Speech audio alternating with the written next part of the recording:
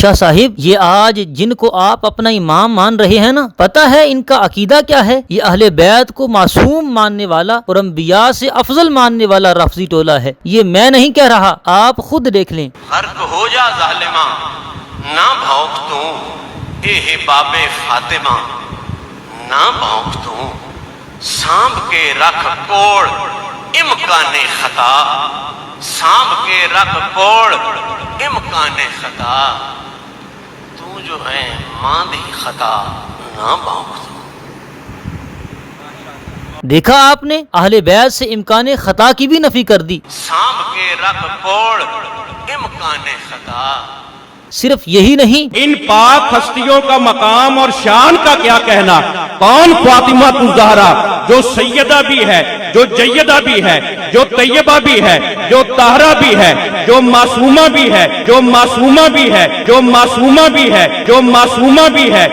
اور معصوم کا مطلب ہے وہ حفاظت الہیہ میں ہیں کہ محفوظ اور معصوم میں فرق کیا ہوتا ہے؟ فرق یہ ہوتا ہے قطعیت کا فرق ہوتا ہے، قطعیت اور غیر قطعیت کا فرق ہوتا ہے، صرف اتنا فرق ہے۔ حالانکہ معصوم کا معنی ہی محفوظ ہے، اللہ اللہ اللہ، یعنی اس میں کوئی دوری نہیں ہے، معصوم کا معنی محفوظ ہے، لیکن فرق کیا ہے؟ تو بندہ خدا فرق ہے قطعیت و غیر قطعیت کا۔ ان کے بارے میں معصوم کہیں گے تو یہ قطعی عقیدہ ہے، یہ محفوظ عن الخطا کہہ رہے ہیں ہم۔ اس میں دلیل کے اعتبار سے قطعیت و غیر قطعیت کا فرق ہے۔ اگر اصول آپ کے پاس ہے تو نکال کے دیکھیے۔ داتا صاحب کا یہ فتویٰ ہے کہ جو غیر نبی کو معصوم مانے، جیسا جرم سرکار کے بعد کسی اور کو نبی ماننے کا ہے، ایسے ہی سرکار کے بعد کسی اور کو معصوم ماننے کا ہے۔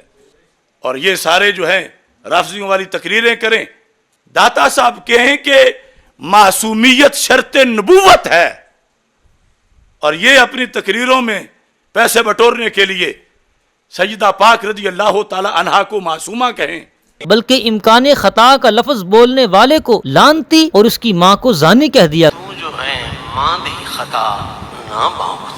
اب بتائیں شاہ صاحب، کیا آپ بھی اہل بیت کے لیے امکان خطا کو نہیں مانتے؟ اور اگر مانتے ہیں تو پھر کیا یہ جملہ آپ کے لیے بھی ہے؟ اور ہمارے کتنے ہی اکابر اس کی زد میں آ جائیں گے۔ حضرت پیر میر علی شاہ صاحب نے یہ لفظ لکھے کہ یہ نہیں ہو سکتا کہ ان سے کوئی خطا نہیں ہو سکتی، اہل بیت سے کہ یہ غلطی نہیں کر سکتے، یہ بھول چوک ان سے نہیں ہو سکتی، ایسی کوئی بات نہیں ہے، یہ بھی بھول سکتے ہیں، ان سے بھی خطا ہو سکتی ہے۔ شاہ صاحب کیا ہو گیا ہے آپ کو؟ اہل سنت کے ہاں اہل بیت کی طرف امکان خطا کی نسبت کا عقیدہ موجود ہے، تو اگر آپ کی طرح خطا کا معنی گالی سے کیا جائے تو معنی پتہ کیا بنے گا؟ معاذ اللہ، استغفر اللہ۔ شاہ صاحب کیا ہو گیا ہے آپ کو؟